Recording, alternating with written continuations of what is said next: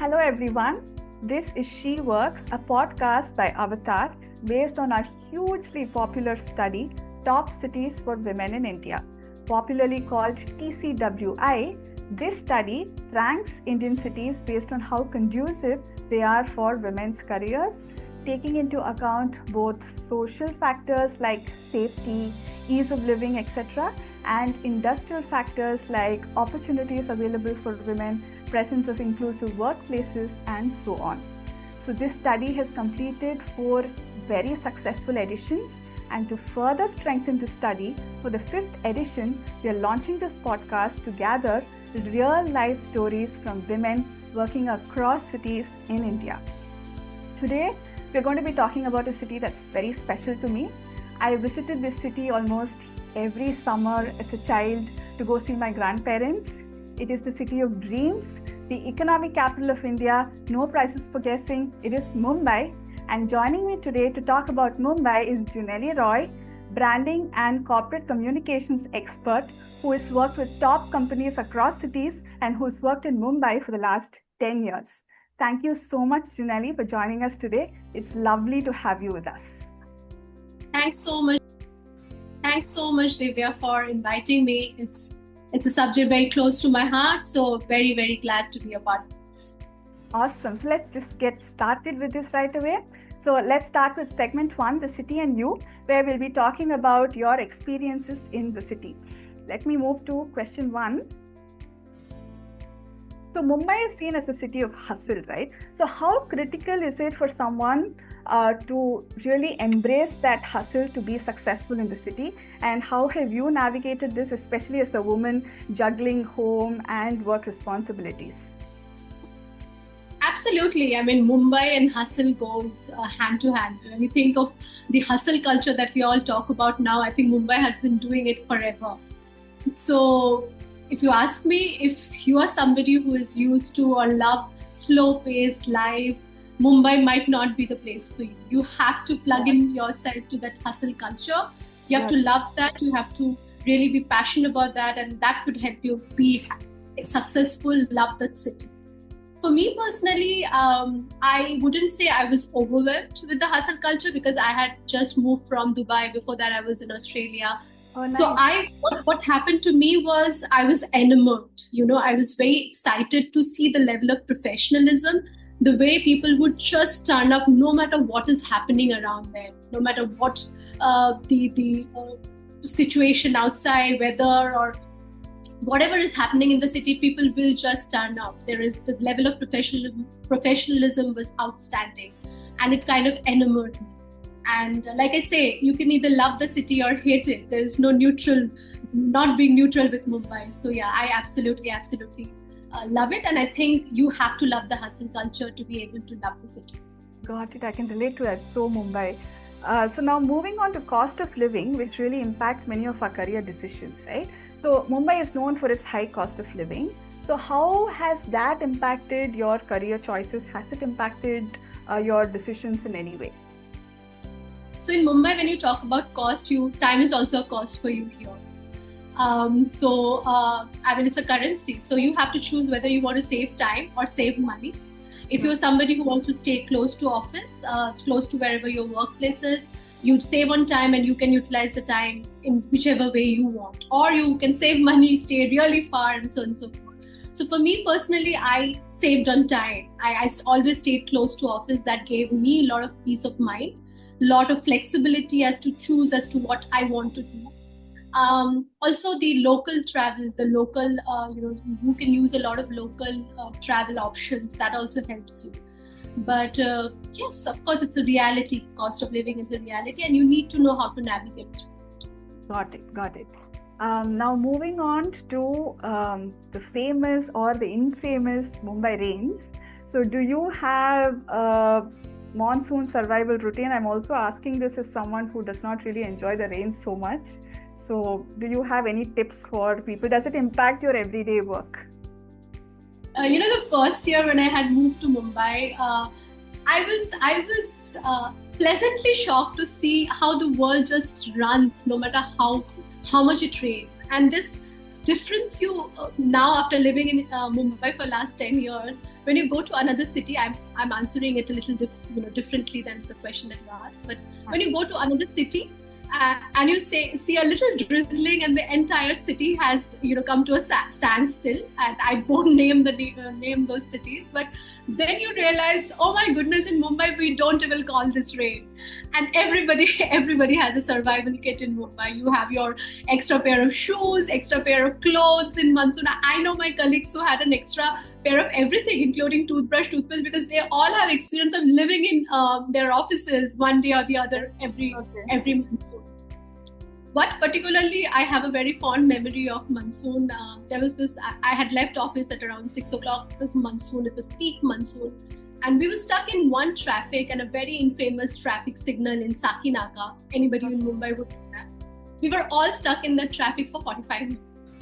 And then two bikes collided with each other. And I was expecting there'll be a big showdown and people will, both of them will do something, have a fight or something. But they just smiled at each other and they passed through. And that is the real thing about Mumbai. That's the culture, that's the passion of Mumbai. People just live with whatever, and resilience, I think, is what you can term it as, and that's how people just live in the city. Awesome. So nice to hear that. So let's move to segment 2 now, the city in motion. This is a rapid fire round. So local train or cab rides, what's your pick? Mine is cab ride for sure, but for romanticism, local train. Yeah. Got it. Street food or cafe hopping? Again, for me, it's cafe hopping. Is Mumbai more about luck or grit? Grit for sure. Luck is transient, but grit is what would keep you hanging there. Got it. That's a valid point. Now let's move to segment 3, the takeaways. So what can women do to succeed in Mumbai? Can you please share some practical, actionable tips? Is there something that women can do differently? Especially women juggle so much, right? In any city. And in Mumbai, does it become a little more difficult? What can women do to succeed here? Yeah, absolutely. You're right. I mean, it's difficult for most cities, many cities. But in Mumbai, it's a city which never sleeps, literally. People will be in office forever. So for women who have to go back home to balance be at home, it's important to set your boundaries from the beginning. And in my experience, I've seen people being very professional. They respect your time. It's not like they wouldn't understand when you try to set your boundaries. Because in India, we generally don't respect time. At least in my experience, I'm sure a lot of people would disagree. In my experience, I've seen when you set your boundaries, of course, you have to do your work. I mean, everybody will value that. The other thing that really helped me was, instead of balancing work and life, I tried to blend it in, so you really can't draw boundaries much. In my experience, that has really helped me. So something like that helps you. You could probably do that too. You could try blending both of it. And the other thing is, you have to be really, really adaptable. Things move very fast here. You have to grow, you have to learn, you have to be consistent at it. You have to be on it all the time. And you have to be intentionally visible. You just can't sit in the corner of a table, do your good work and expect somebody to come and help you and appreciate you. You might, that might be your luck working, but you have to be very intentionally visible and ensure that you're raising your hand. Even if you know half of it, if you like doing something, you should raise your hand and go for it. You will learn it in the, on the way. But you should be visible intentionally within your organization. Awesome. Very, very useful points there, Junali. Particularly the point about blending work and life. That is something we at Avatar always, embrace, work-life integration over work-life balance, right? So that's a really good point. Thank you so much for sharing these tips. Now, from a city perspective, what do you think can improve in order for women to, have really thriving careers here? Foremost would definitely be more support for childcare. I think more organizations should have a creche available to them, especially for, it would be something which would be very required for women who do not have support at home. I know a lot of organizations do, but it's still something that is not prevalent as much as it should be. And second is the infrastructure of the city. I mean, people are resilient, people have gotten used to the traffic and the digging of the roads everywhere, but it's not something to be, when you're Mumbai, when you're the financial capital of the country, it leaves a lot to be desired. So these are the two things that comes to the top of my mind when I have to think about this. Okay. Now moving on to opportunities in Mumbai, right? We know that Mumbai is a land of opportunities, but what can women actually do to access those opportunities? Is there, some network of women that you can recommend? Is there any, steps like these that women can take to actually utilize these opportunities to their fullest? There are a lot of network that come up these days, but networking as such is very, very important within your organization, with your peers, and physical you going and meeting people. I know it's not easy for many people to go and be able to talk, but that has become such an important thing, because no matter how good you are, there are so many others who are as good or even better. So what differentiates is you being able to network, you being able to talk about how you can impact.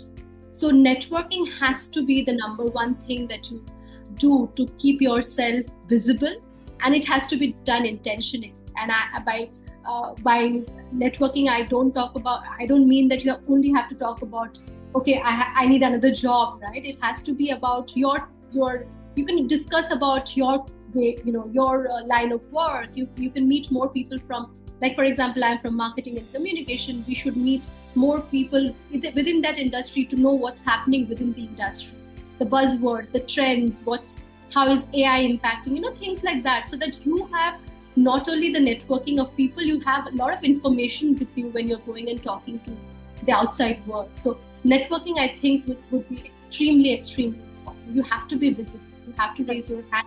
There are also many more opportunities for networking in Mumbai, I'm assuming, right? Yes, absolutely. And there are more which are coming up all the time, and you have to keep your eye to the ground and be aware of it. And so that's something which will be extremely, extremely critical, to keep yourself visible and make a structured, and do it in a structured way. Great. Yeah, that's also a very valid point. Thank you so much, Junali. Those are very valid points. Dear viewers, we hope you really enjoyed this conversation. We will be back very soon with another episode. Stay tuned. This is She Works, a podcast by Avatar based on a hugely popular study, Top Cities for Women in India. Thank you so much.